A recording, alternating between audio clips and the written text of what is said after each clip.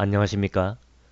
오늘은 두 임금의 황후이자 두 임금을 죽인 여인에 대하여 그 희귀한 이야기를 해보겠습니다. 두 임금이란 태조대왕과 차대왕을 가리킵니다. 삼국사기는 대다수의 왕후, 즉 황후를 감추고 있기에 태조대왕과 차대왕의 황후가 누구인지를 밝히지 않았지만 이 두 임금은 같은 여인을 황후로 삼았었습니다. 그 여인이 바로 상천화라는 여인입니다. 기록을 읽어보겠습니다. 서기 132년 호화태우는 죽음을 앞두고 권하기를 수성과 서로 전위하여 우애를 돈독히 하라고 하였다. 또한 상천화에게 말하기를 나라의 원화는 수성과 함께 나눌 수 있다고 하니 이로써 윤리를 어지럽히고 정치를 그르치게 되었다. 박청아 필사본 태조황제기의 내용입니다. 상천화가 두 임금, 즉 두 황제의 황후가 된 것은 두 황제의 어머니 부여호와의 유언 때문이었습니다. 그 유언이란 첫째, 태조대왕을 이어 차대왕이 즉위할 것과 둘째, 황후 상천화로 하여금 두 천자를 섬기라고 한 것입니다.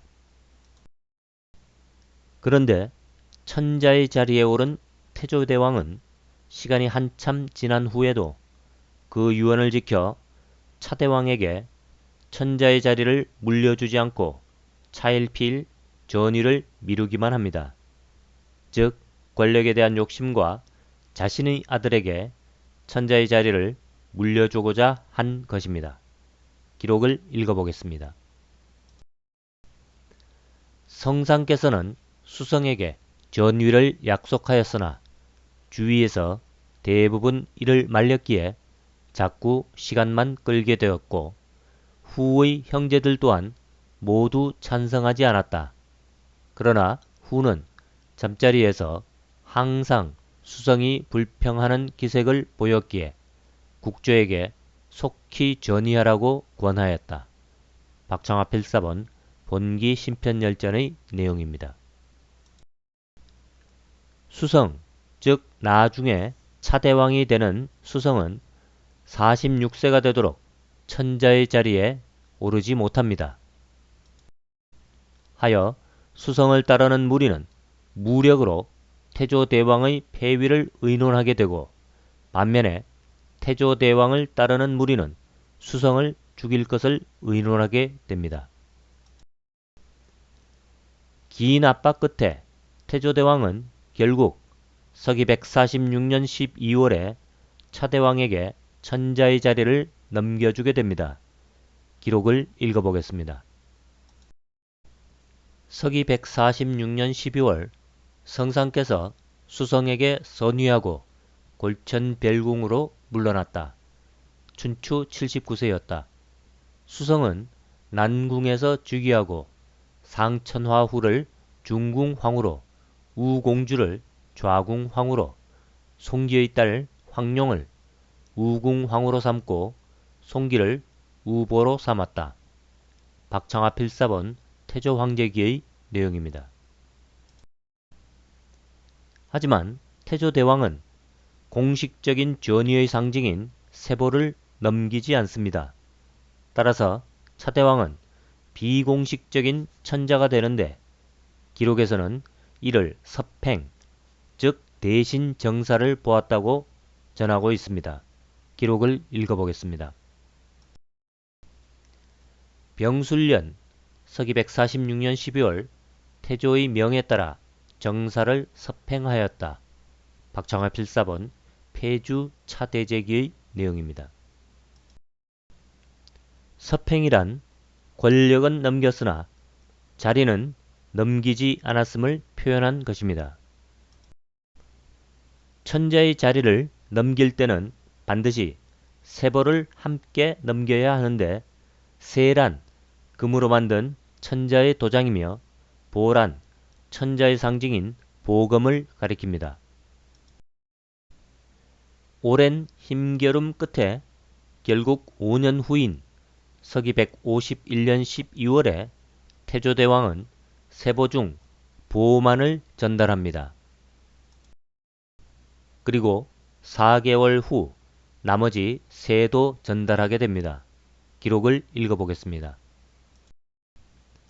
서기 152년 4월 골천궁에서 백면이 세를 그리며 상황에게 권하기를 권력이 간 곳에 세가 가지 않으면 그저 사이만 나쁘게 되니 이를 주어 안심시키는 것이 낫습니다. 라고 하니 상왕이 허락하였다고 한다. 박청화 필사본 폐주 차대제기의 내용입니다. 태조대왕의 긴 목리 끝에 서기 152년 4월 차대왕은 공식적이고 법적인 승계 절차를 마무리하게 됩니다. 그리고 이번에는 차대왕의 보복이 시작됩니다. 기록을 읽어보겠습니다. 서기 155년 4월 폐주가 태조의 장자 만늑이 반역하였다 하여 죽였다. 만늑의 동생 막덕은 화가 미칠까 두려워하여 도망갔는데 힘들어 하다가 들판에서 목을 메고 죽었다. 국인들이 통곡하였으나 상황은 알지 못하였다. 박청화 필사본 폐주 차대제기의 내용입니다. 서기 162년 4월 예전에 폐주는 백골을 자신의 아들로 여겼으나 이때에 이르러 상황의 아들이라 여기고 해치고자 하여 몰래 사람을 보내 시도하였다. 박청화 필사본 폐주 차대제기의 내용입니다. 차대왕은 태조대왕의 아들들을 모조리 없애고자 하였습니다. 차대왕은 태조대왕이 앞으로 또 어떤 행동으로 자신을 괴롭힐지 몰랐기에 태조에 대한 불신이 생겼고 후한을 없애고 또 보복을 행하고자 하였던 것입니다.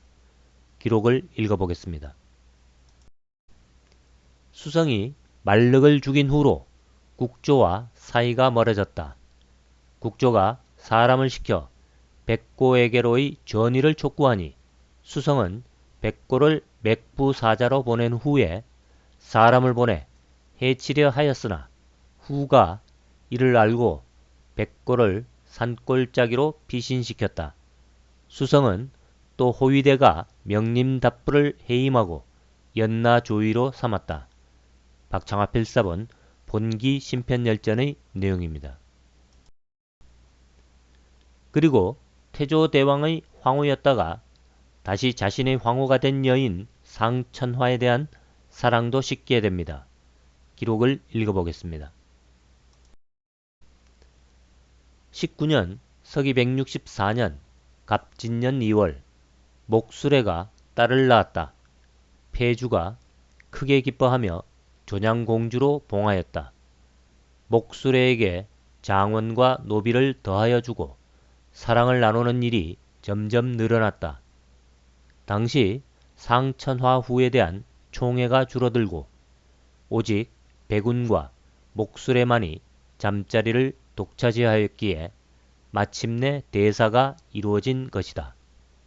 박청화 필사본 폐주 차대제기의 내용입니다. 권력의 변화는 태조대왕의 죽음으로부터 다시 시작되었습니다. 기록을 읽어보겠습니다. 20년 서기 165년 을사년 정월 금음 일식이 있었다. 상왕께서 병이 들자 상후가 가서 위로하였다. 상왕께서 말하기를 나는 모후의 유언에 따라 형제에게 자리를 전하고 그대도 넘겨주었는데 그대는 수성에게 현혹되어 내 아들을 죽이고 또 백고도 내쫓았다. 후가 울며 말하기를 첩의 뜻이 아니었습니다. 라고 하자 상황이 말하기를 나는 비록 죽어서도 그대를 지켜볼 것이다 라고 하였다. 후가 말하기를 제가 반드시 수성을 죽여서 그대의 은혜에 보답하겠습니다 라고 하니 상황이 크게 기뻐하며 후와 다시 잠자리를 가진 후에 부흥하시니 곧 3월 초하루였으며 춘추 98세였다. 골천궁에 빈소를 마련하였다. 박창화 필사본 폐주 차대제기의 내용입니다. 서기 165년에 태조대왕은 병이 들어 98세로 생을 마감하는데 그가 자연스러운 죽음이 아니라는 황후 상천화의 고백이 기록에 존재합니다.